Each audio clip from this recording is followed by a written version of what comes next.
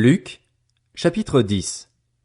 Après cela, le Seigneur désigna encore 70 autres disciples et les envoya devant lui deux par deux dans toutes les villes et dans tous les endroits où lui-même devait aller. Il leur dit, La moisson est grande, mais il y a peu d'ouvriers. Priez donc le maître de la moisson d'envoyer des ouvriers dans sa moisson. Allez-y, je vous envoie comme des agneaux au milieu des loups. Ne prenez ni bourse, ni sac, ni sandales et ne saluez personne en chemin. Dans toute maison où vous entrerez, dites d'abord, que la paix soit sur cette maison. Et s'il se trouve là un homme de paix, votre paix reposera sur lui. Sinon, elle reviendra sur vous.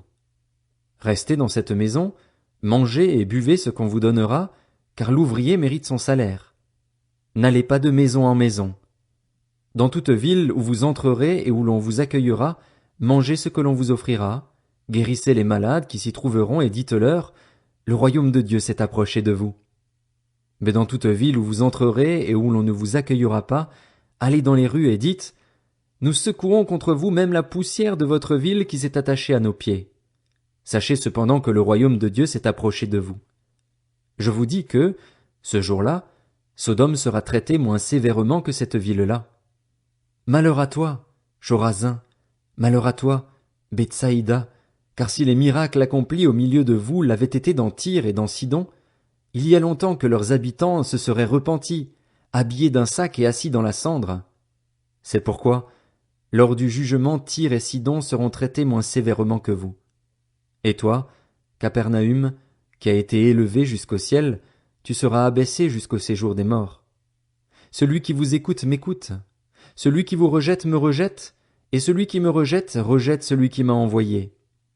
Les 70 revinrent tout joyeux et dirent, Seigneur, même les démons nous sont soumis en ton nom. Jésus leur dit, Je regardais Satan tomber du ciel comme un éclair. Voici, je vous ai donné le pouvoir de marcher sur les serpents et les scorpions et sur toute la puissance de l'ennemi, et rien ne pourra vous nuire. Cependant, ne vous réjouissez pas de ce que les esprits vous sont soumis, mais réjouissez-vous de ce que vos noms sont inscrits dans le ciel. À ce moment même, Jésus fut rempli de joie par le Saint-Esprit et il dit, Je te suis reconnaissant, Père, Seigneur du ciel et de la terre, de ce que tu as caché ces choses aux sages et aux intelligents et les as révélées aux enfants. Oui, Père, je te suis reconnaissant car c'est ce que tu as voulu. Mon Père m'a tout donné et personne ne sait qui est le Fils, si ce n'est le Père, ni qui est le Père, si ce n'est le Fils et celui à qui le Fils veut le révéler. Puis il se tourna vers les disciples et leur dit en privé, Heureux les yeux qui voient ce que vous voyez.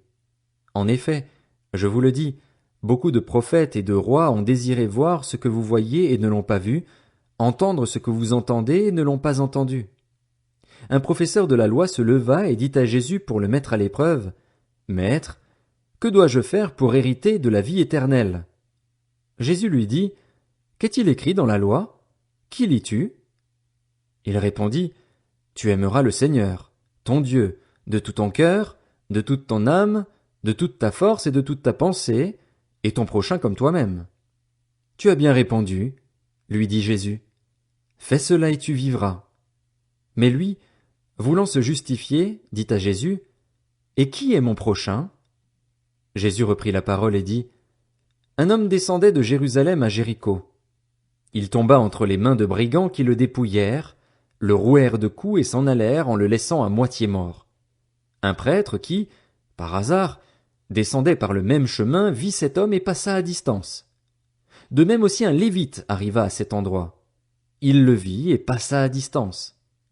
Mais un samaritain qui voyageait arriva près de lui et fut rempli de compassion lorsqu'il le vit. Il s'approcha et banda ses plaies en y versant de l'huile et du vin. Puis il le mit sur sa propre monture, le conduisit dans une auberge et prit soin de lui.